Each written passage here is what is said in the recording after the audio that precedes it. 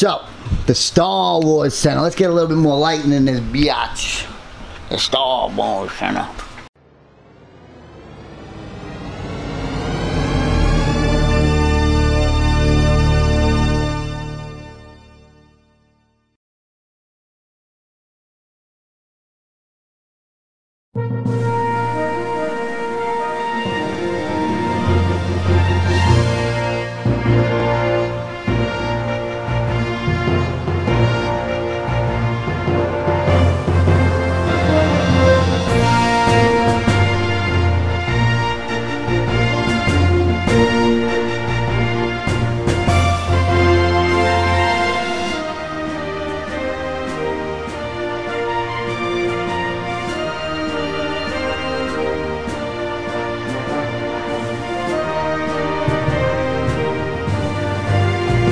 So here it is. It's a little dusty, you know. For being up here for such a long time, you can't really complain if it's just that little bit of dust. So I'm not gonna complain at that at all. These pops here on this shelf are all numbered ordered. So if you are a Star Wars fanatic, this is definitely gonna be your video. So starting out, you have from numbered order from 1 all the way to whatever number it is now. And it was a process over time because pops like this showed up. You know, a red Stormtrooper from Target. So then everything has to get over 1. So it's been a little bit of work over time. But one of the great things about collecting these Funko Pops of Star Wars is you didn't have to take the Grails out because they've been re-released so many times. There's some exclusives in here, as you can see, with the Hoth Chewie. And like I said, it was pretty sweet that... Oh, let me get in there. And like I said, it's pretty sweet that they re-released them, so I was able to keep that Luke Skywalker and the Obi-Wan Kenobi. Coming down to the second shelf, you can see how we display them basically 4 wide. And look at that. Oh, Leia's out. I can't believe she's still out. And you can see some of these ones that are pretty very rare now and hard to get. And I believe that's the only Bosk I actually own in my collection out of all these Star Wars Pops. And there's the other Queen Amidala, Jar Jar Binks. Man. Emperor Palpatine, that was another one. This is actually the flocked version of the Wampa. Shock Trooper. Oh man, seeing these guys up and close and personal again are pretty cool and interesting. So going on to this shelf here, this is when me and Punky really started finding out about Funko Pops. I believe it was that Stormtrooper in the back there that she bought me, and that's when it was yeah, that's when it all got a little crazy. So Force Awakens was basically when we first really started collecting Funko Pops. So like this shelf here, boom, this is like a Punky and CLETUS shelf. This pop, man, I don't know what happened with that one, man. I don't know what happened. Some of these are all my favorites. Like you seeing all these R2-D2s or the R2 little droids look great. As many of you guys know, I am a Kylo Ren fan. These lights too here, these cables used to be taped up. You probably can see the little tape right there. But I haven't played with this ever since, basically since Funko has came here. Or, actually I did one other time when I did that one $70,000 Funko Pop collection review. Some more Star Wars stuff. Probably one of my favorite shelves to here. You got more bounty hunters in here, and I do own majority of two of these guys. So I'm probably gonna keep these bounty hunters out and figure out what I'm gonna do later. Some of my other personal favorites, the ones you guys seen from the movie, if you guys watched Making Fun, the notorious Grievous Funko Pop. This shelf also has a few Lego pieces as well. You got a Cad Bane, had to pick that bad boy up. Now, those were the first 2 parts. Let's get down to the third, I guess we'll call these shelves level, and then we'll call it a cubicle. So this is the first cubicle. I organized these ones simply easy because it was all Star Wars Rebels. They weren't in numbered order, but I decided to put all of the Rebels in this one cubicle right here. They look really well, and that moves right over to our Rogue One series. I did meet Spencer Wilding, and he was awesome. We were shadow boxing. He used to be a pro boxer and a kickboxer, and he was a cool one to meet. Same thing with Greedo. Paul Blake was another one. We'll see his pop in a little bit, and all those other signatured ones. Yeah, I think that's the one we got signed. Him holding the choke, maybe. I don't remember. We'll see in a little bit. Here's some newer ones that came out recently at the Walgreens exclusive, and some of the Smuggler Bounty stuff in the back I see. Not bad, not bad. You got the hooded Luke, an Obi-Wan Kenobi, a gift from Punky. She gave me like this dollar bill that has all the Star Wars characters and some more Lego pieces. Now, onto the the fourth and bottom shelf, we have the Star Wars Last Jedi. Last Jedi, there's a lot of porgs in there. I believe there's another porg in box somewhere. I've been filled with these guys so much that I've kind of moved them basically into storage, because I really don't get to check them out and look at them as much as I am doing now. Like I haven't done this in a while. You do have a Wampa here, a regular one. I got this snow globe for Christmas for Punky's family, and you have a 2014 convention exclusive Wampa upside down. I keep this shelf like this because I turn the lights on and off with that. Moving on over to this shelf, you have a bunch of 3-packs, basically all Walmart exclusives in here. I do see I think that's a Target exclusive, BB-8. These pops are pretty cool, but Walmart has saturated and killed that market on those, huh? And now on this shelf, you can see there's a little bit more room. We got some mystery minis that we pulled, and movie moments. A little bit of dust, not that bad for as long as it's been here. You have some more of the 3-packs. You got the Padme, and you got some Solo. So this is when we went to the Solo era, and one of my last Funko Star Wars things, because this video was a pain in the butt, because I bought all of these on the same day, and I traveled all over the Long Island, and it was a pain in the butt. We have the Wampa with the Slave Leia, some Star Wars stuff, some Lego stuff, and this one's just filled with, like, I have no room or where to place it, and that's simply movie moments, mystery minis. You even got a Vulpix in there, and you got some Dome in the back, some Dome Star Wars BB-8s and R2-D2s. Whoops. So that was just basically this setup right here. I'm going to show you this top shelf, and then I'm going to show you these, and then this, and then the blue, and then the top. So starting up at the top, we got the buildable figures. Usually this Jango Fett, you can see there's a little bit of tape on them. I have them in a little bit of action pose. You got the Grievous. You got a Slave 1. I took off one of the wings so it would fit, but you get the Slave 1 UCS. Back here, you can see that I was able to put, when I was talking about how you can put 4, and then if you didn't have these pop stacks, you were able to slide a regular Funko Pop right inside there. And you got the 450 piece Yoda. I told you I'm not going to do a collection review, CLETUS. Stop doing it. I can't help it. I wish I was sharing it. UCS BB-8 10-inch Porg. There is another Hikari back there, and some wacky wobblers that look pretty cool.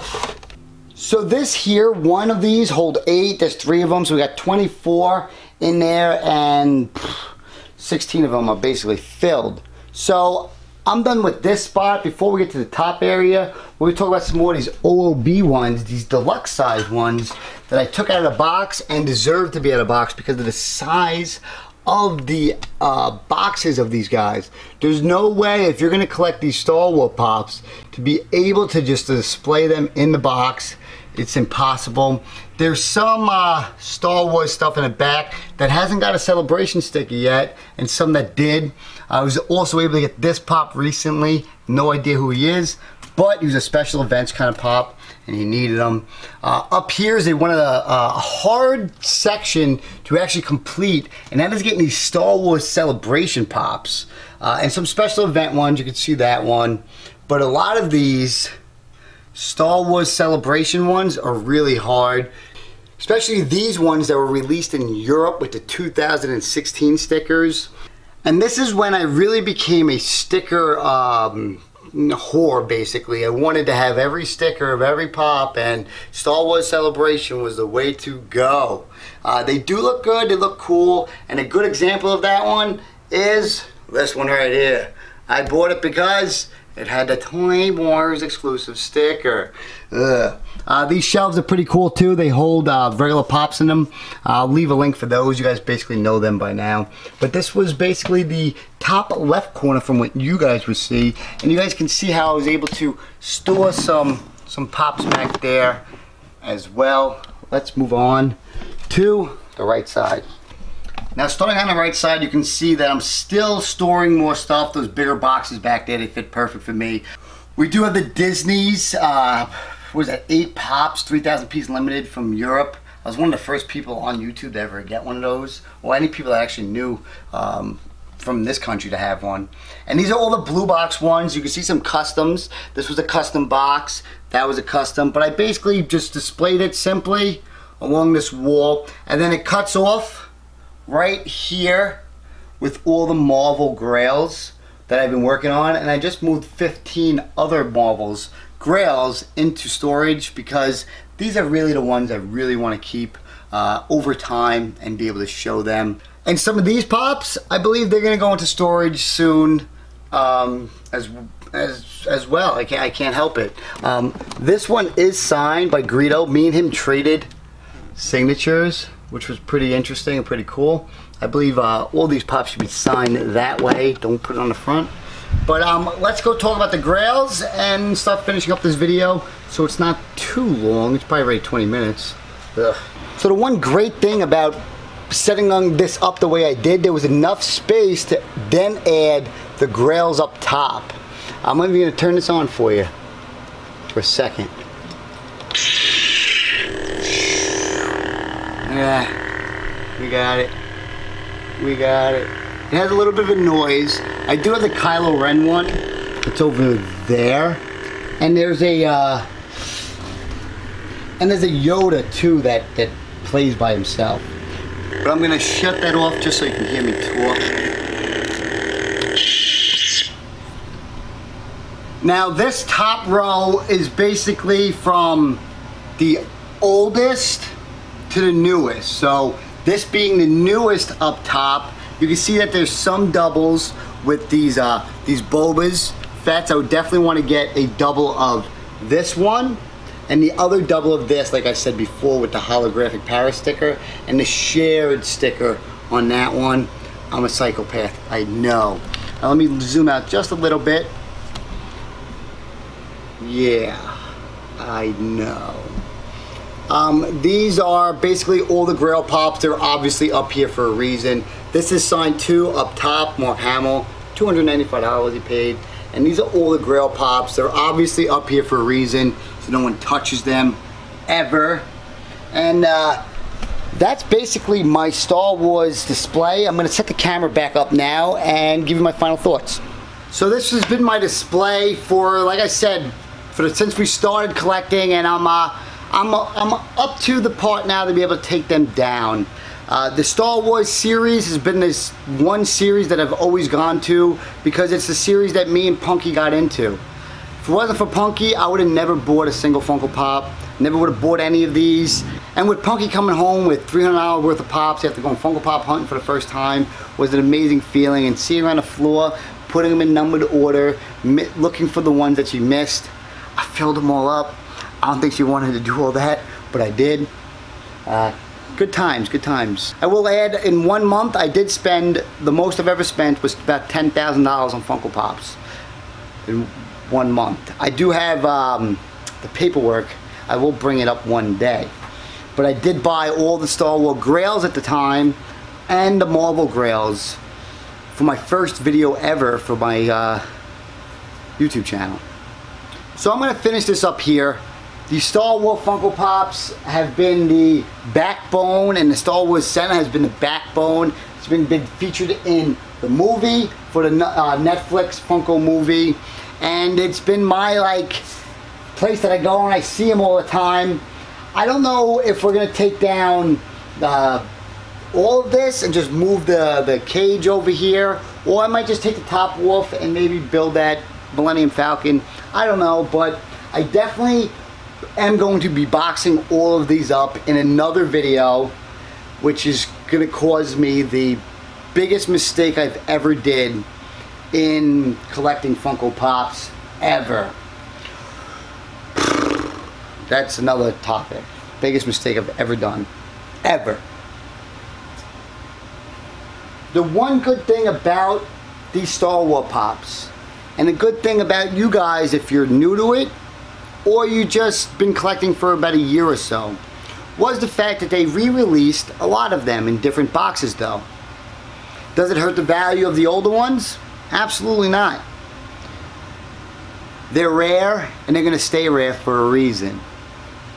I know Pop Asia had a few re-releases as well, which I could talk about in another video about these Pops. And when it came to all of these Star Wars Pops, I'm basically one of the most knowledgeable persons that you'll actually be able to find, because I went through all the trial and error to go out there and hunt down all of these single-handedly.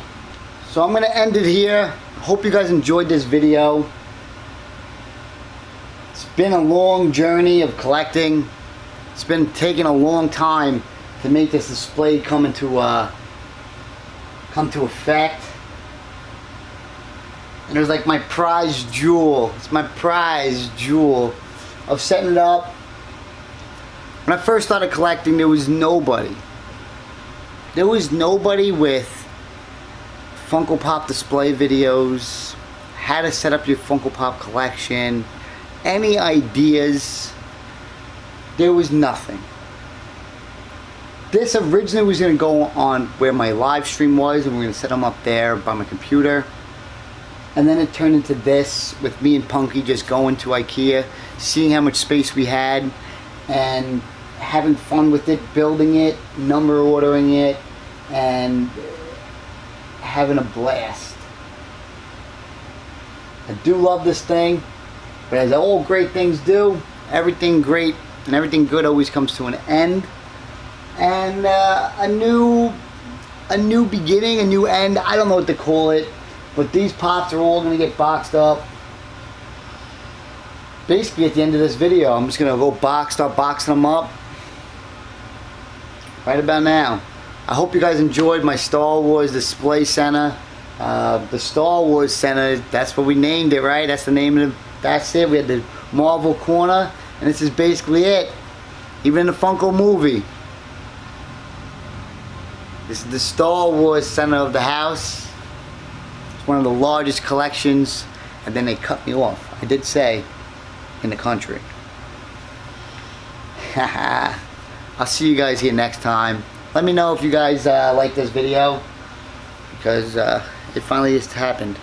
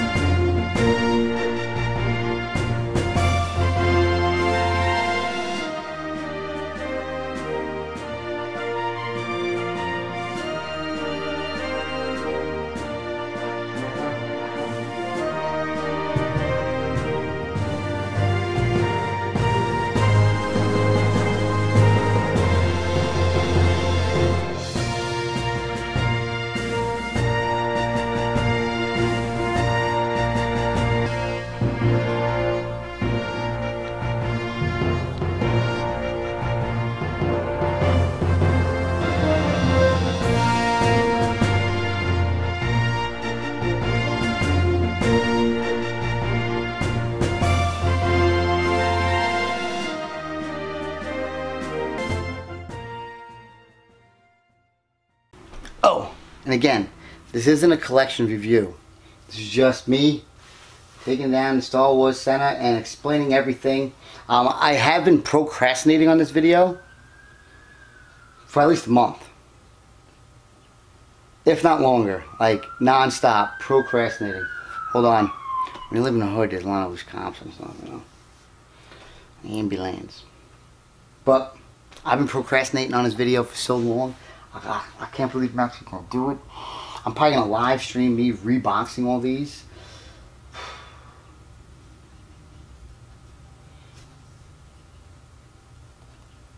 I'm taking it all down right now.